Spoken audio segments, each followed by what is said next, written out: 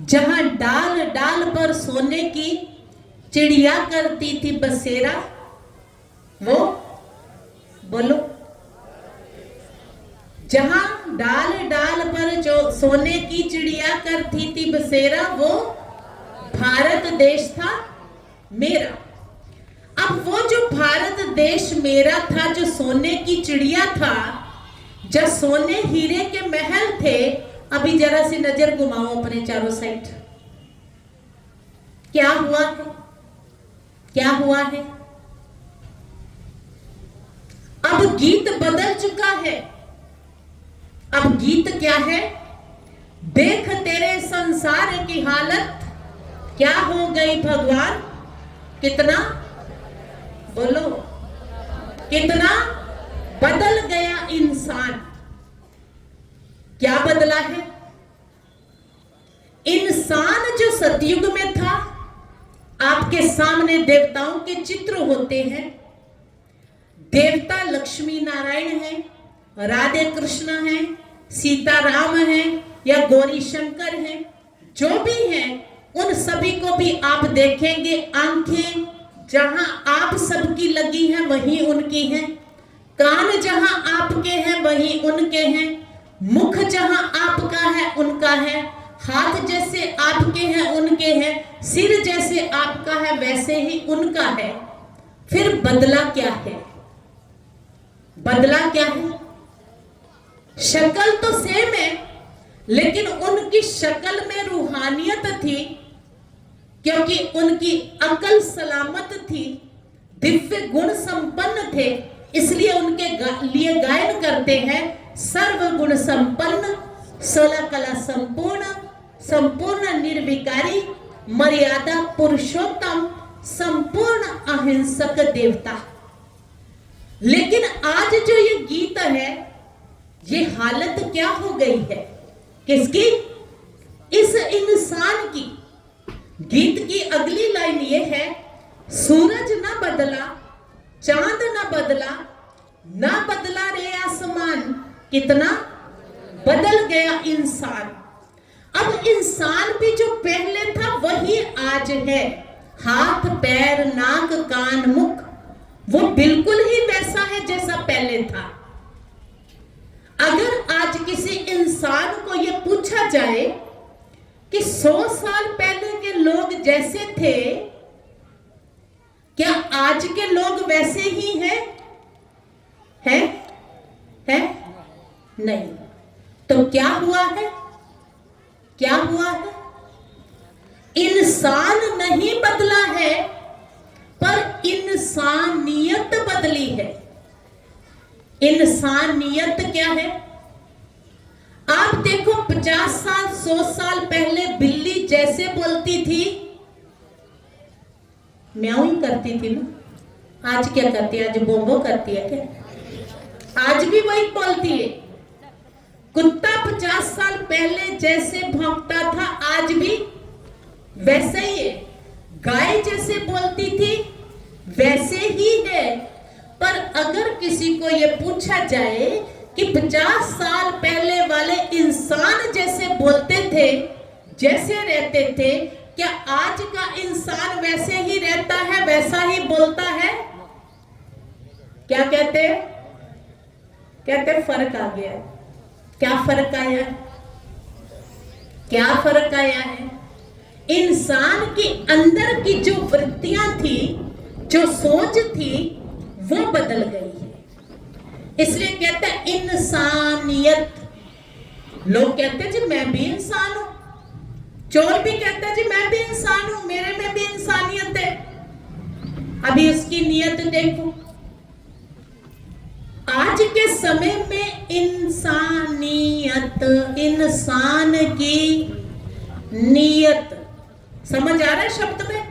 इंसानियत, इंसान की नियत। सतयुग के अंदर नियत कैसी थी? सतयुगी देवताओं की नियत थी देने की, इसलिए उनको कहा जाता है देवता। देवता माना देने वाला। इसलिए आज भी उनके मंदिर की मूर्ति के सामने जाकर के लोग क्या कहते हैं? सुख दे दो, शांति दे दो, प्रेम दे दो, शक्ति दे दो, बस दे दो, क्योंकि आप देने वाले हो। और हम सारे जाके खड़े हो जाते हैं, मैया जी असी मंगते तेरे। हम कौन? लेने वाले, और वो कौन? देने वाले। तो वो समय था सतयुग का जब देवी देवताओं का कार्य देने का था। इसलिए आज दिन तक मंदिर में हम जाकर के उनसे मांग रहे, आप देने वाले हो और हम लेने वाले हैं। इसलिए उनकी नियत सदा ही देने की थी। उसके बाद समय बदला। उस समय सोने, हीरे, जवाहरात से संपन्न दुनिया थी, थोड़े नीचे आ गए। अब वो सोने की दुनिया स्पष्ट दिखा रही कि सतयुग के अंदर धर्म के चारों हिस्से काय और देवी और देवता। आज आप देखो, वो देवी और देवताओं की मूर्तियां मंदिरों में हैं। जब हम भी उनकी शक्ल के हैं, पर आज उनमें ऐसी क्या बात है कि हम सभी जाकर के उनके चरणों में स्थिर रखते हैं? ऐसा क्या उनका कर्म है जो हमारे से अलग है?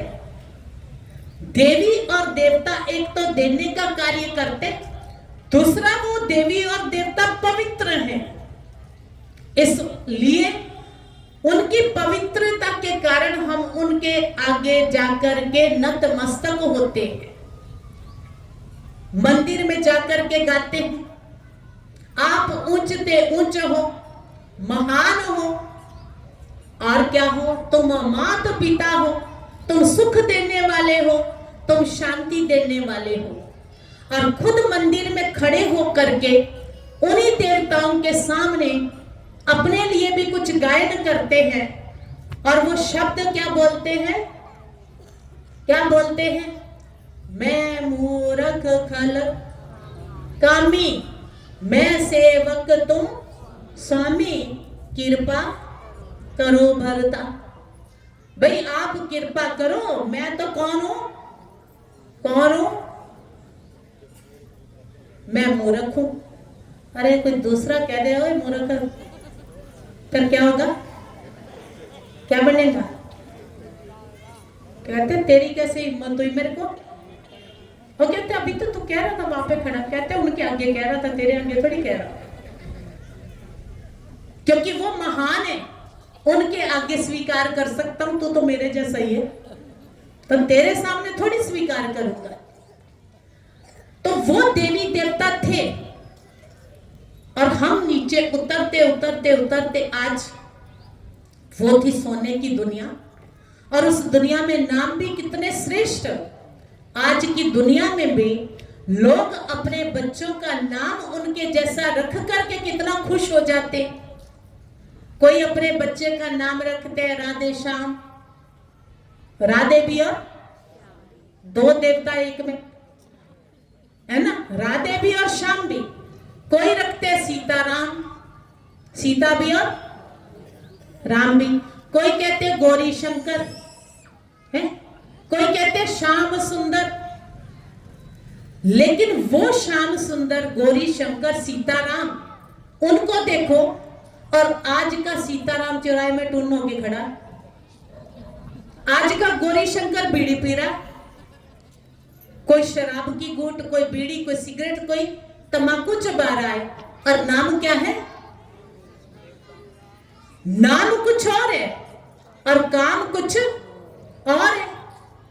लक्षण उनके वाले नहीं है। नाम तो मां बाप ने देवताओं जैसा रख दिया है, पर काम भी तो देवताओं जैसा चाहिए। इसलिए वो दुनिया सतयुगी दुनिया थी, लेकिन समय परिवर्तन के साथ हम नीचे आ रहे हैं। उसके पश्चात आप देखो त्रेता युग में आ गए, चांदी की दुनिया में आ गए। उसके बाद और नीचे आए। एक समय आया जब धन दौलत हीरा मोती में बुद्धि चली गई, अब उस समय में देवताओं के नाम कितने श्रेष्ठ, फिर एक समय में लोगों ने नाम रखे हीरा लाल, मोती लाल, पन्ना लाल, धनपत, अमीर चंद, अमीर दास।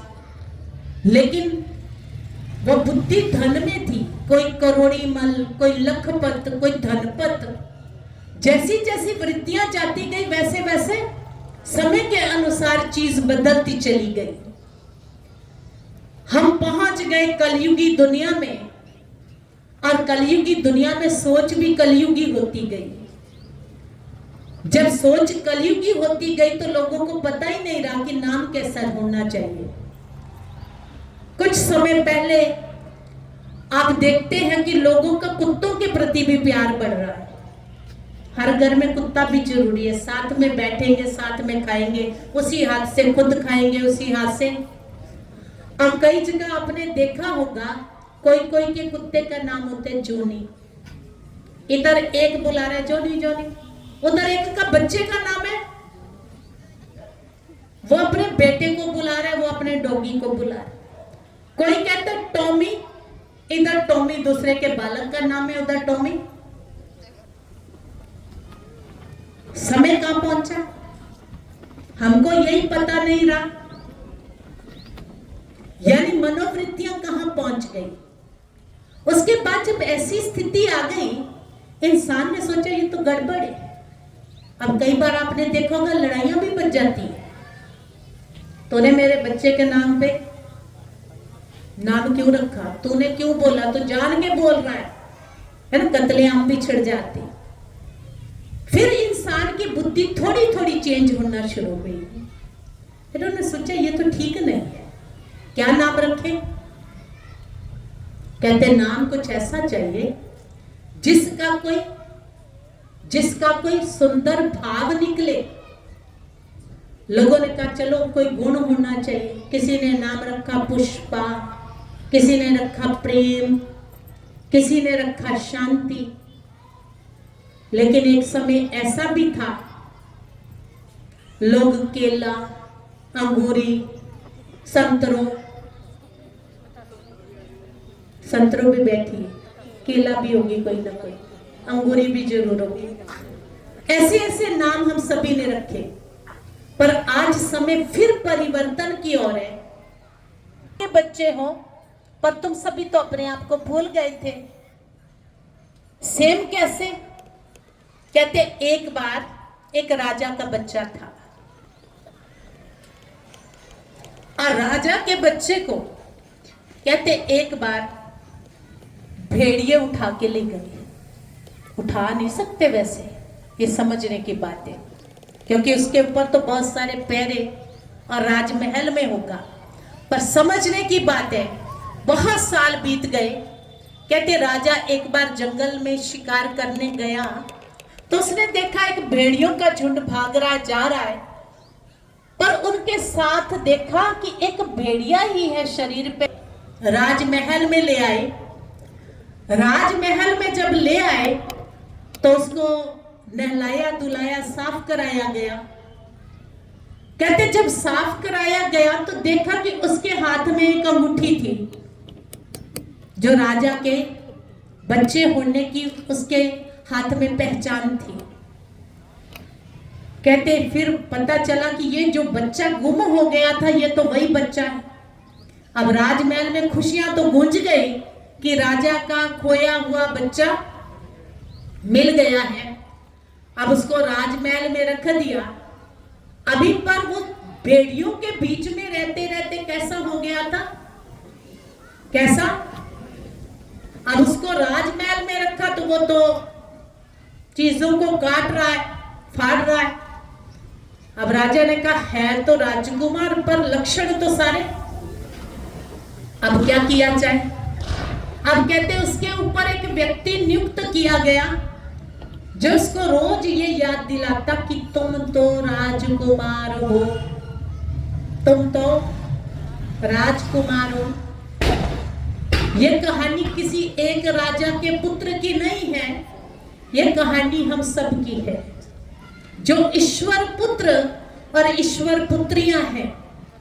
पर इस दुनिया में आते आते, इस कलयुगी दुनिया के जीवों के साथ रहते रहते हम सभी कलयुगी संस्कारों वाले हो गए। अब वो परमपिता परमात्मा ने आकर के इस दुनिया के कलयुगी जंगल से हमें ढूंढ तो लिया है, पर हम तो रोज यही कहते हैं, मैं फलाने की बहू, फलाने की माँ, फलाने की बेटी। हमको तो वही पाठ पक्का हो चुका। अब उस पिता परमात्मा को हमारे ऊपर भी एक मास्टर रखने की जरूरत पड़ गई है, जो हमको रोज याद कराए, तुम शरीर नहीं हो, तुम तो एक। हम रोज पाठ याद करते हैं, थोड़ी देर के बाद फिर क्या याद आ जाता है? फट से कोई पूछता है कौन, कहते मैं सीता। कौन? मैं तो गीता। अब वो स्मृति जो अंदर पक्की होनी चाहिए, वो घड़ी घड़ी लुप्त हो रही है। इसलिए परमात्मा रोज रोज हमको ये पाठ पक्का कराते हैं कि तुम कौन थे, क्या हो गए और क्या होंगे अभी, आओ विचारें आज मिलकर ये समस्याएं सभी। समस्या यही है कि हम देवता थे, श्रेष्ठ थे, महान थे, योग्य थे, पवित्र थे, लेकिन जन्म लेते लेते लेते आज इस सृष्टि पर हम देवता से दानव बन चुके हैं।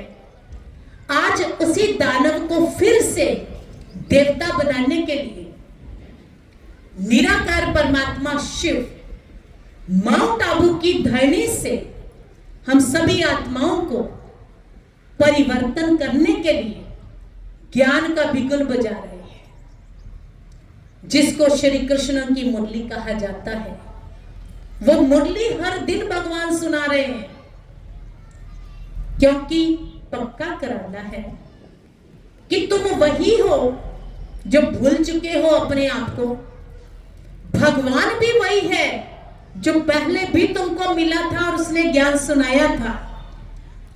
इसलिए इस सत्य ज्ञान के बल से हमारे जीवन का परिवर्तन होता है। यह विश्व परिवर्तन की वेला चल रही है।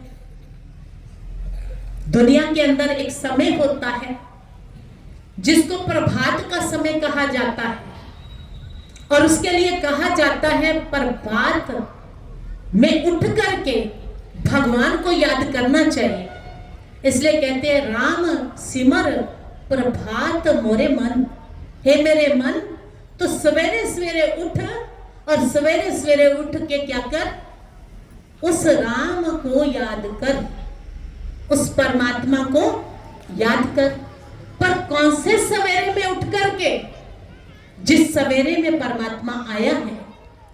यह विश्व परिवर्तन की वेला कलयुग जाने वाला है और सतयुग इस सृष्टि पर आने वाला है। आज दुनिया की बहुत सी भविष्यवाणियां सिर्फ मनुष्य आत्माओं को डराने के लिए नहीं है, लेकिन मनुष्य आत्माओं को जगाने के लिए है, सचेत करने के लिए है, ताकि हम समय से पूर्व जाग जाएं और निकट भविष्य के लिए अपनी पुण्य की पूंजी को जमा कर लें, अपनी कमाई को जमा कर लें, क्योंकि समय यही है। अगर समय बीत गया, जैसे एक बच्चा जब पढ़ाई का समय है, पेपर का समय है, तब ना पढ़े और पेपर हो जाने के बाद किताब पकड़े तो कुछ बनने वाला नहीं है। और किसी व्यक्ति को यह कहा जाए कि तेरी ट्रेन 10 मिनट में छूटने वाली है, और वो घर में आराम से बैठा कहे कोई बात नहीं, पहुंच जाऊंगा, और जरूर उसके अलबेलेपन के कारण उसकी ट्रेन छूट जाएगी। ठीक इसी तरह से परमात्मा पिता हम सभी को जागृत करते हैं।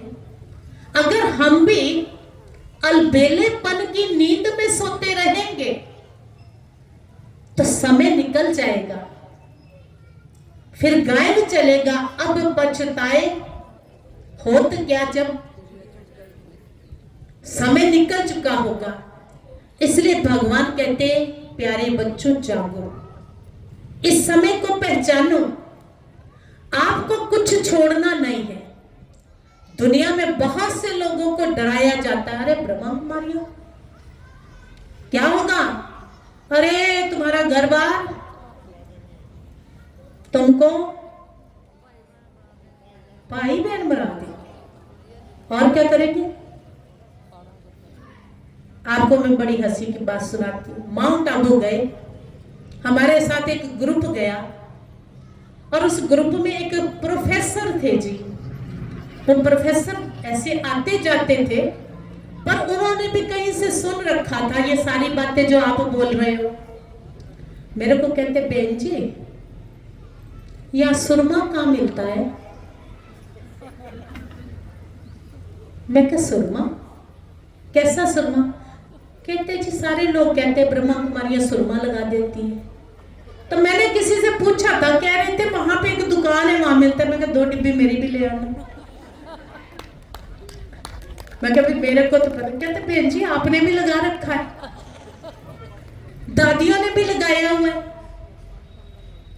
भाई ये तो सुरमा आंख को स्वस्थ रखने के लिए घर की बनी हुई चीज, कोई आंख में दवाई डालते उस रीति से वो सुरमा डालते, पर ये वाले सुरमे को मेरे को नहीं पता। ये तो भक्ति मार्ग से चला आया है। ज्ञान अंजन सतगुरु दिया, अज्ञान अंधेर विनाश। ये ज्ञान का सुरमा भगवान देता है। मैं क्या बंदे के बस की बात नहीं। मैं क्या अगर ये सुरमा होता तो फिर तो तुम्हारे को क्या लगा के करना था, मोदी को लगाया थे, किसी एमएलए एमपी को लगाते। फिर ये गांव में बोली सीधी अनपढ़ माताओं के पीछे क्यों भटकने की जरूरत थी भाई। बेचारे को समझ में आया। कोई कोई कहते हैं जी ये ब्रह्मा कुमारियां जो है ना, ये तो काम खराब कर देती, ये तो भाई बहन बना देंगी। आप सभी रोज मंदिर में खड़े होकर के आरती गाते थे और वो अभी भी गाते होंगे। मात पिता तुम मेरे शरण पड़ू मैं किसकी। किस किसने गाई है ये आरती, किस किसने गाई। माताओं ने नहीं गाई। रोज का काम करने वाली डरती हाथ नहीं उठा रही। अच्छा अब आप सोच के देखो, हमने क्या कहा, जहां हम आरती गा रहे थे हमारा पति भी वहां खड़ा है, हमारा बेटा भी वहां खड़ा है, हमारी सास भी है, ससुर भी है, माँ भी है, बाप भी। संगठित रूप में जब पूजा करते हैं हम सब खड़े होते हैं। उस समय हम क्या बोल रहे हैं, मात। जब पत्नी ये गा रही है मात पिता तुम मेरे शरण पड़ो मैं किसकी, पति को क्या करना चाहिए, पति को क्या करना चाहिए, सास ससुर तुम मेरे। नहीं क्यों, उसके माँ बाप उसके क्या लगते। रियलिटी तो यही है ना, सत्य तो यही है ना। ये आरती किसने बनाई थी, आरती किसने बनाई थी, ब्रह्मा कुमारियों ने। भक्ति में चली आ रही है, तुम भी गा रहे थे और हम भी सभी गा रहे थे। जब तक हमको भी नहीं पता था हम भी गा ही रहे थे। सत्यता यही है, वो सबका माता पिता है, किसी का सास ससुर नहीं है।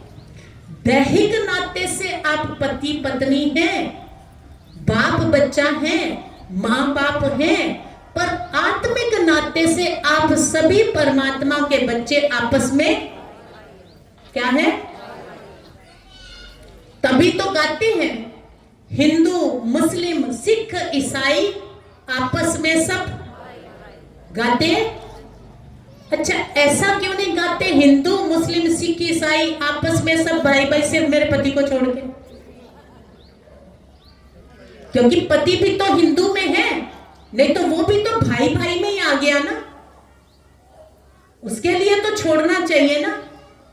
तो जब आज तक आप यही गाते आ रहे हैं, ब्रह्मा कुमारियों ने ये नहीं सिखाया है, हम पहले से ही सीखे सिखाए। अगली बात, अगर कोई कहे कि ये भाई बहन बना देंगे ये तो एक बहुत बड़े ताज्जुब की बात है। आप कह रहे पति पत्नी को बना देंगे? दुनिया में आज के समय में एक घर में, एक परिवार में रहने वाले भाई बहन को कोई भाई बहन बना के दिखा दो। जहां दुनिया खतरों में मंडरा रही है, जहां हालात इतने बिगड़े पड़े, जहां आज अपने बच्चों को कोई अकेले छोड़ने में खतरा समझते हैं, अगर वहां पे इतनी पवित्रता और शुद्धता किसी के चित्त में भर दी जाए, क्योंकि आज दुनिया को खतरा किससे? अगर आज कोई ऐसी गलत घटनाएं घट रही हैं इस दुनिया में, तो गलत घटनाओं को स्वरूप देने वाले कौन है? कौन है? अगर शूर्पणखा है तो किसी की तो बहन है, किसी की तो पत्नी है, किसी की तो बेटी है, तभी तो वो कुदृष्टि रख करके दूसरों की जीवन को खराब कर रहे हैं। अगर कोई पुरुष रूप में दुर्योधन है, दुशासन है, तो वो भी तो किसी का भाई है, वो भी तो किसी का पति है, किसी का बेटा है। अगर ब्रह्मा कुमारियां ये सिखाती हैं कि तुम किसी के ऊपर बुरी दृष्टि ना रखो, तो इसके अंदर गलत बात क्या है? गलत है क्या?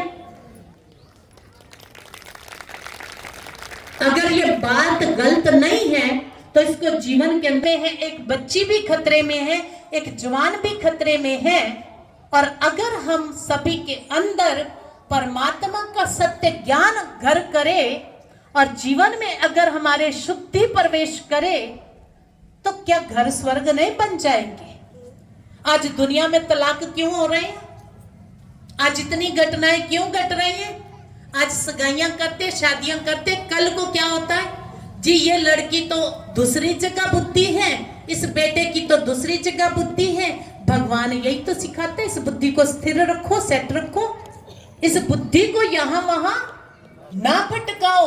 ये परमात्मा ज्ञान है, इसके हैं, अनजान है और वो समझते पता नहीं। कोई बेचारा विचलित एक प्राणी वो दूसरे के कान में फूंक मारता है मंथरा की तरह, और मंथरा का काम सारी दुनिया में फैल जाता है।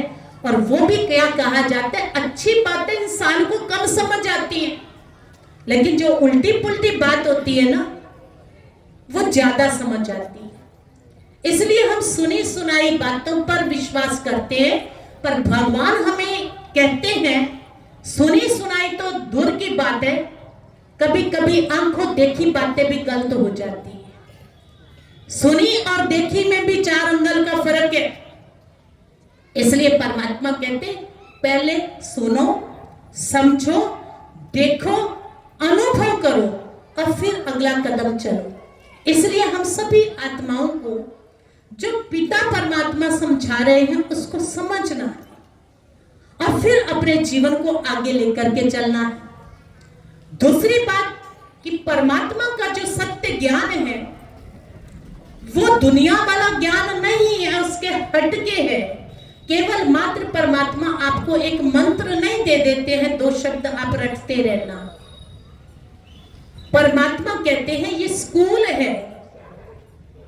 स्कूल में क्या होता है, पढ़ाई होती है, और पढ़ाई में क्या होता है, कुछ करना होता है। इसलिए आप देखो, आपके छोटे छोटे बच्चे होते हैं ना, तो आप उनको 2 साल 3 साल के बाद कहते हो स्कूल में इसको डालना है। क्यों डालना है? कहते जी बैठना सीख जाएगा। बैठना तो वो 6-8 महीने में सीख गया था ना, कि नहीं सीखा था? उसके बाद भी हम क्या कहते, बैठना सीख जाएगा। ये बैठना भी कौन सा है, जिसके अंदर मैनर्स सीखने होते हैं, वो सीखने के लिए हम स्कूल भेजते हैं। वो है एक दुनियावी स्कूल जहां पे हम 1ली, 2री, 3री, 4ठी, 5वीं, 10वीं तक पढ़ते, आगे पढ़ते। अब ये है ईश्वरीय विश्वविद्यालय जो ईश्वर ने खोला है। किसके लिए खोला है? वही इंसान जो इंसानियत को भूल चुके हैं, फिर से उनमें इंसानियत भरने के लिए खोला है, यानी एक मानव को देवतुल्य मानव बनाने के लिए खोला है। जो आज पुनः सोच चल रही है भारत विश्व गुरु बने। भारत विश्व गुरु तब बनेगा जब पहले हम मनुष्य अपने जीवन को श्रेष्ठ बनाएंगे। उसके लिए रोज पढ़ना पड़ेगा, सीखना पड़ेगा। रोज अगर बच्चे को आप अच्छी बातें ना सिखाओ तो आप उसको एक अच्छा इंसान नहीं बना सकते। अच्छा इंसान अगर बनाना है तो क्या करना पड़ेगा? कुम्हार की तरह अंदर से, हाथ और बाहर से ठपकी जरूर लगानी पड़ेगी। जब वो लगती रहेगी तो जीवन अच्छा बनता जाएगा। इसलिए परमात्मा रोज हमको शिक्षाएं देते हैं, हमको रोज सिखाया जाता है। पांडवों के लिए भी कहते हैं, पांडवों को पाठ पढ़ाया था, सदा सत्य बोलो, क्रोध नहीं करो। अब 4 ने पाठ पक्का कर लिया, 5वें ने कहा जी मुझे तो पक्का नहीं हुआ। और सारे कहते जी आपको नहीं पक्का हुआ? कहता भाई मैं पहले तो प्रैक्टिकल अपने ऊपर देखूंगा ना, हुआ कि नहीं हुआ। परमात्मा भी रोज के लिए हमको जो पाठ दे रहे, सबसे पहला पाठ है अपने आप को इस देह धर्म से ऊपर उठा करके लेके चलो। गीता का जो पाठ है, देह और देह के सर्व धर्मों को भूल अपने को आत्मा निश्चय करना। लेकिन आज हम सभी के ऊपर इतने सारे आवरण चढ़े हुए। सबसे पहले जहां हम पैदा हो गए, जिस घर में पैदा हो गए, उन्होंने हमें पाठ पक्का कराना शुरू किया। हिंदू का है तो वो पाठ पढ़ाते हैं आप हिंदू हैं। मुसलमान का है तो पाठ पढ़ा जाता है आप मुस्लिम हैं। सिख के यहाँ पैदा हुआ है तो आप सिख हैं, ईसाई हैं, पारसी हैं, यहूदी हैं। केवल इतने में काम नहीं चलता है।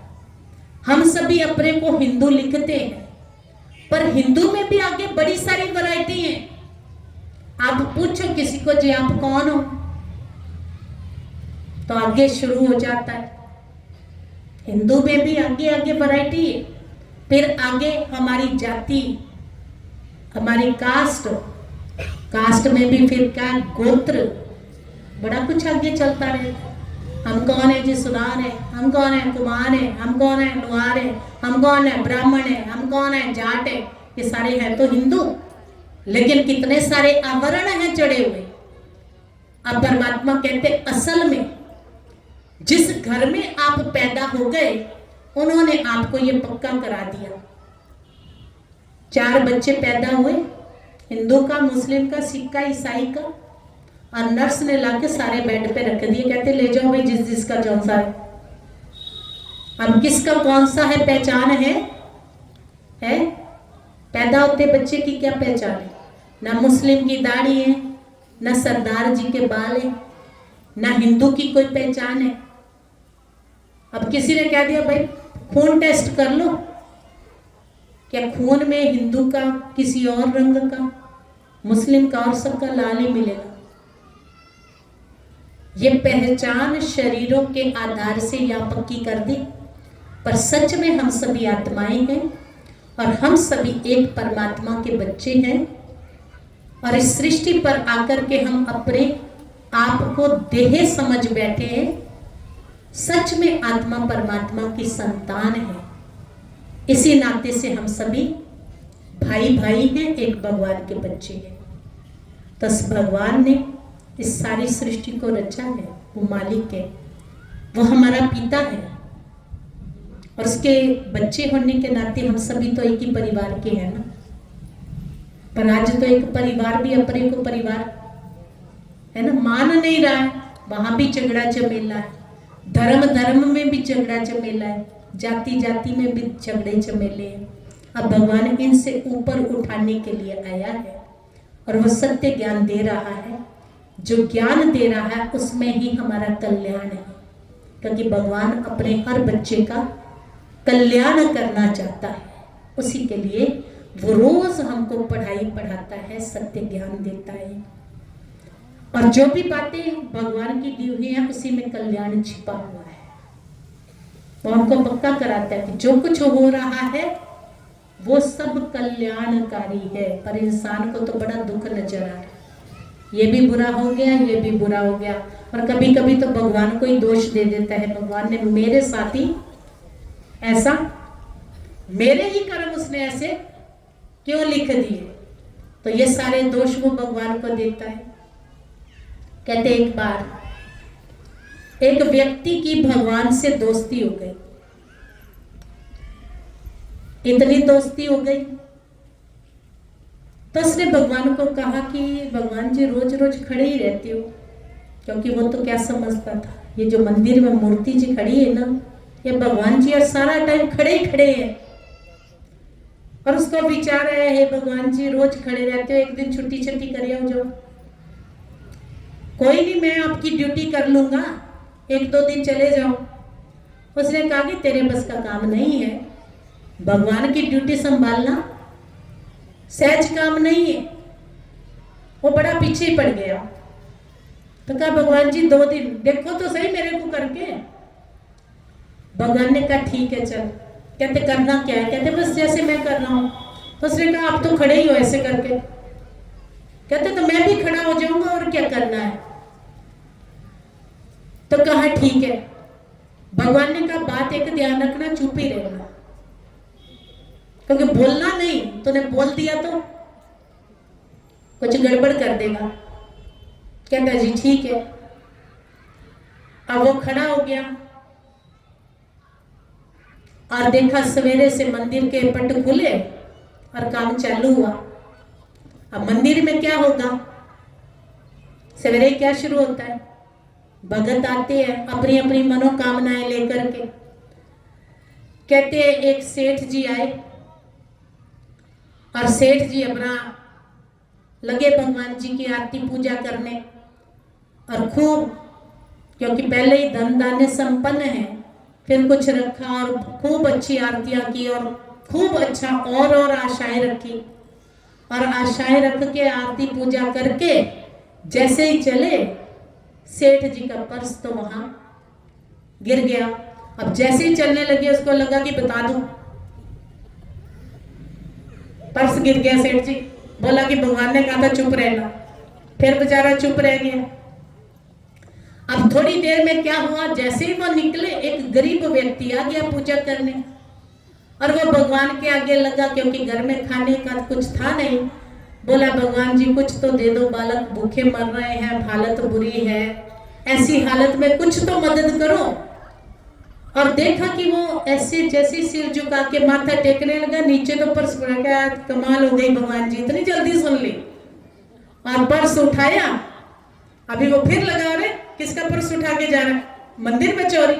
फिर क्या याद आ गया, भगवान ने कहा था चुप रहना, बोलना नहीं। फिर बेचारा खड़ा हो गया। अभी क्या हुआ, थोड़ी देर के बाद एक तीसरा व्यक्ति आया, वो सैनिक था। अभी वो छुट्टी पूरी करके जाने वाला था। अब वो बेचारा लगा भक्ति पूजा करके, इतने में तो सेठ और सेठ के साथ उसके 2-4 नौकर आगे पर्स यहाँ गिरा था। अभी तो हम गए थे, इसी ने उठाया होगा, पकड़ो भाई इसको ले चलो। अभी वो कह रहा है मैंने नहीं लिया, मैंने नहीं लिया, मैं तो अभी यही हूं, मैं तो पूजा कर रहा हूं। अभी वो कहता है जी चोरी इसने नहीं की। कहा क्या था, चुप रहना। बोला चोरी इसने नहीं की, चोरी तो वो। अब वो भाग गए, उसको पकड़ा और उसको पकड़ करके ले गए जेल में। पर्स उससे छीन लिया, नाविक अपने उसमें चला गया। रात को जब भगवान वापिस आए, अरे बंदा बड़ा खुश।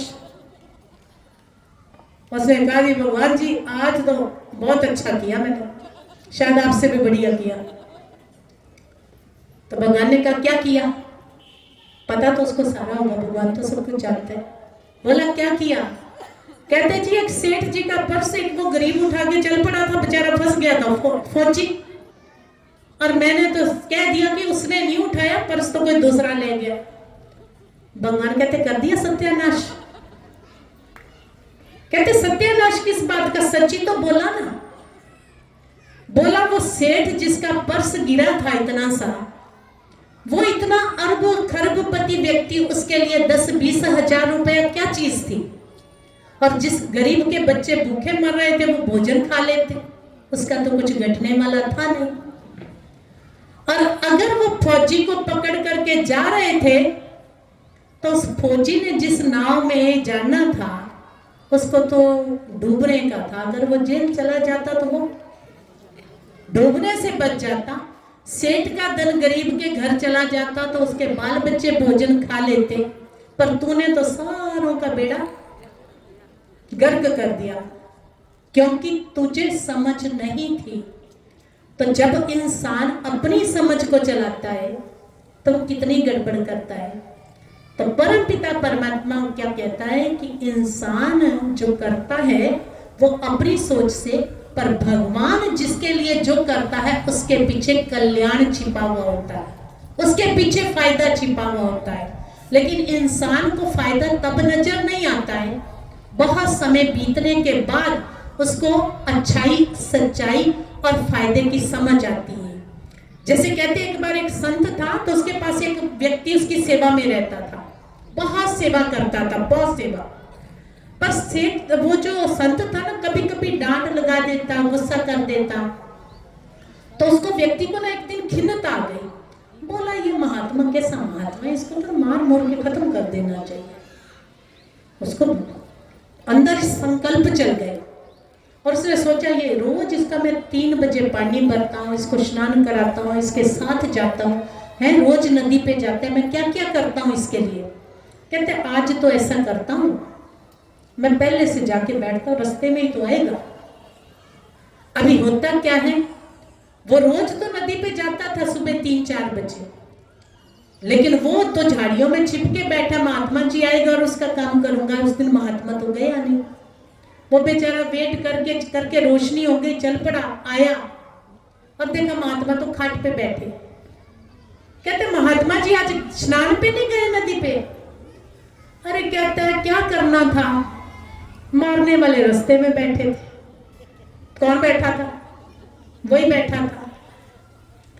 तब उसको लगा कि अगर महात्मा ने मुझे वो बातें कही थी, उसको बात याद आई, क्या कहा था। कहते जिस दिन मेरी घोड़ी मर गई थी तो महात्मा ने कहा चलो अच्छा हो गया। कहते बताओ इस महात्मा को इतनी अकल नहीं, किसी के बुरे में ऐसा बोलना होता है कोई।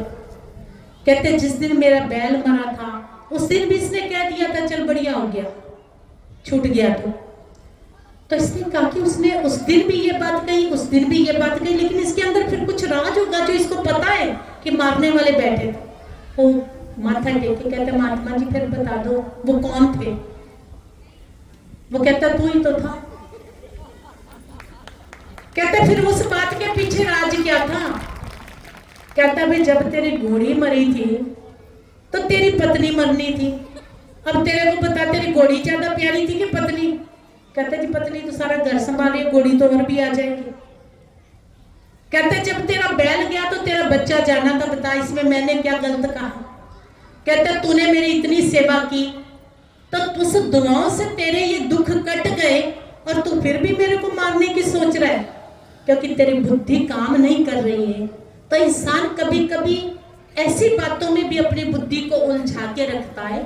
तो परमात्मा ज्ञान हमको समझ देता है जीवन जीना कैसे है, सोच चलानी कैसे है।